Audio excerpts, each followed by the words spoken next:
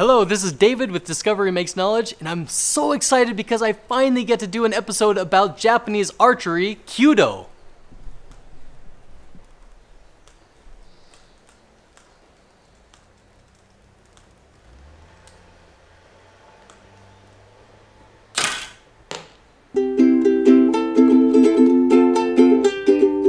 The Japanese longbow predates Japanese recorded history. The earliest drawings of the longbow are as early as 500 BC. The longbow became incredibly important over time because of all the warring states at different periods in Japanese history. By the 14th century, guns had been introduced to Japan, and the longbow slowly became less important to the samurai. By the time that Japan was reunited under the empire and the samurai were dismantled, there were people who wanted to keep the traditional longbow in place, so they started establishing schools. You can find schools like this all over Japan, although they're not all as awesome as this one. Some of them will just be in the middle of a city, like at a gym. It'll be kind of an enclosed, outdoor, but modern facility. I'm here with my friend Yasuhiro, who is kind enough to invite me to film him here at the dojo. He's been doing this longbow for about 7 or 8 years, right?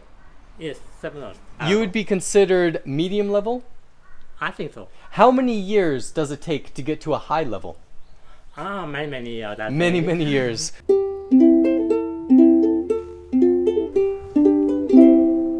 Most bows are made of bamboo, but you can also find fiberglass bows like this.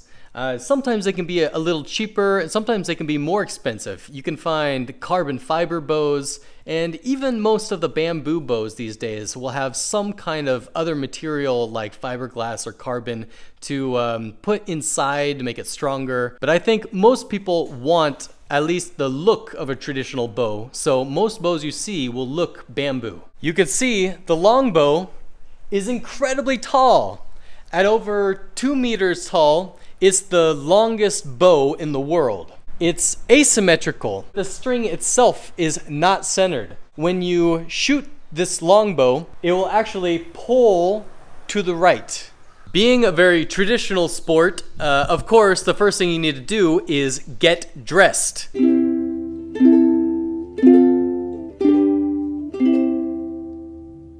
Here is my friend, all dressed up already. You can see that he's wearing very traditional clothing. He will wear something like a kimono, except it's actually going to be underneath here, it's actually a shorter kimono so that he can bend his knees so that he can do different positions while shooting his bow. He has this ceremonial clothing, kind of not ceremonial, more formal robe here in the front. What he's wearing now isn't completely formal. He didn't put on a lot of extra stuff that he would wear if this was a formal occasion. This belt is called obi, and it is actually over 4 meters long. He has wrapped it around himself 3 times because traditionally the samurai would keep 2 different swords between these 3 layers. One would be the long sword for fighting, and the other one would be the short sword so that if they needed to, they could kill themselves. Down here, we can see that he's wearing some really awesome, super comfy looking sock shoes. He's already ready. He doesn't have the short sword because he's not going to kill himself. The only thing he's missing is the glove that he should only wear when he's shooting. There are 2 types of kake, this glove. Only 3 fingers and 4 fingers.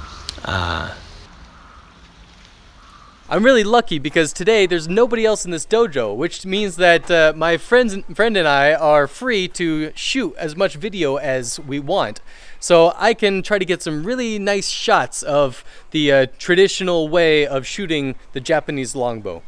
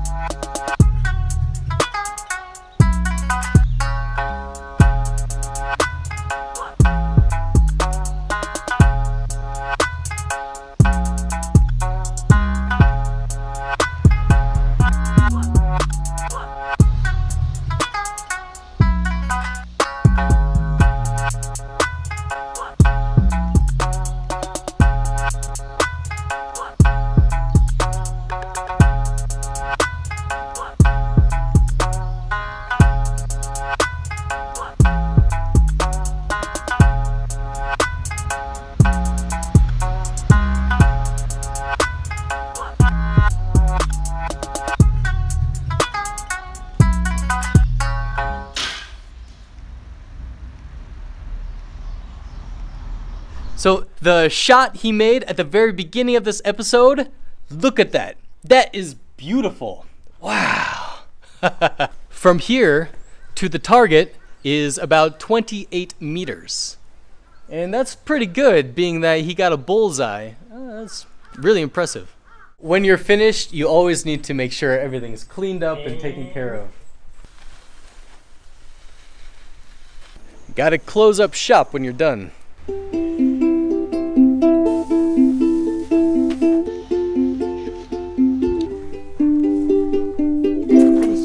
Alright, I hope you liked this video. I want to thank my friend. Thanks, Yasu, for letting me film today.